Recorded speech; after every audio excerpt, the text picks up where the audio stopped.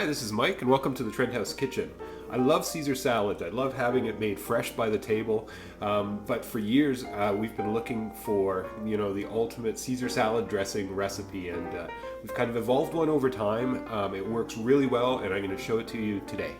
So first off, I'm just going to use just a regular little bowl here and a spoon. I don't have any sort of hard and fast measurements in terms of millimeters or ounces or whatnot. So basically, I just pick a spoon and then use that to do however many units of X, Y, and Z. Sorry, it doesn't really get any more detailed than that. If you want the amount that we're going to make here, we'll make dressing for one nice head of romaine, so that's enough for sort of 2 people. You can just double the recipe if you have more, having a dinner party or whatnot. Alright, first thing I'm going to do is I'm going to put in some garlic. Now, I've got one of these microplanes here, and these work fantastically, but of course if you don't have one, you can always just mince it up or use another type of grater.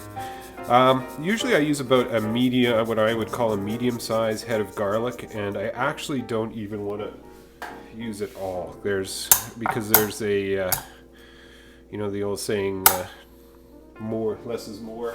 In some cases, if you use too much garlic, it actually just tastes a little bitter. It doesn't have that kind of nice taste to it. So we've got a little bit of garlic in here. I'm going to get some anchovy paste. Again, real scientific. I like to put a smooch about that long. What's that, about an inch and a half. Again, you can adjust that to taste. Okay, the next thing we're going to do is we're going to take our measuring spoon, and again, just whatever size spoon you like to use, just stay with it. And we're going to put 4 spoonfuls of olive oil in here.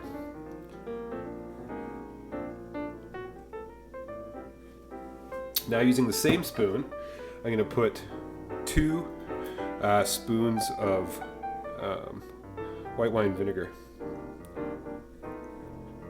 Now, you can use lemon if you'd like, but if you use lemon, use a tiny bit more. And be careful with the vinegar, because it's really easy to kind of get it overly vinegary if you're not careful.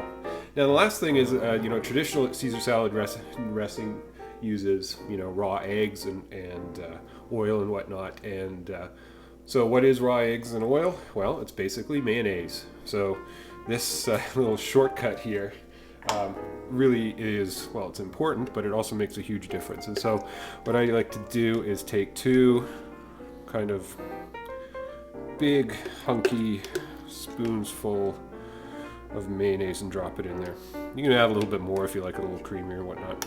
And just a note, we've tried organic mayonnaise, we've tried anything, making our own mayonnaise and whatnot, and really I gotta say the best is just good old Hellmann's real mayonnaise, not the light stuff. Alright, next we got the Worcester sauce. Now, I like 12 drops. What was that, 6, 7, 8. So this part requires a little concentration. Jennifer swears by 9. I like 12. I like the little bit edgier sort of taste. And then some dry mustard is what we use next. And the incredibly scientific amount here is, I always kind of say about the size of, a dime, if you can imagine that. Put it in there. Again, if you be careful, because you don't want to put too much mustard in there. A little grind of salt. Nice big grind of pepper. I love lots of pepper in the Caesar. Put that in there. And then the other thing I like to do is I like to put a little bit of Parmesan cheese in there. And actually most of the time I end up not putting any on the salad because it's already sort of incorporated in the dressing. And it gives a really nice kind of nutty sort of flavor to it.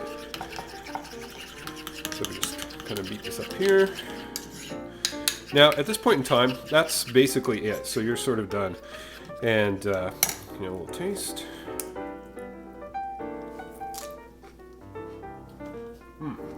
Tastes awesome. But the really important thing that I want to stress is, while you can use it now, the flavors are a little bit rough and a little bit edgy. So I'd strongly encourage you to leave this for at least an hour. If you can leave it overnight or longer, As you can see, it doesn't take very long to prepare. So, doing it sort of in the afternoon if you've got a dinner party coming up or whatnot, the longer it sits, the better the flavors sort of blend together, and it really turns into something fantastic. So there you have it, quick and easy Caesar salad recipe. You can check the ingredients list online, and I guarantee it'll make delicious Caesar salad, and it'll work every single time. Thanks very much for watching. See you later.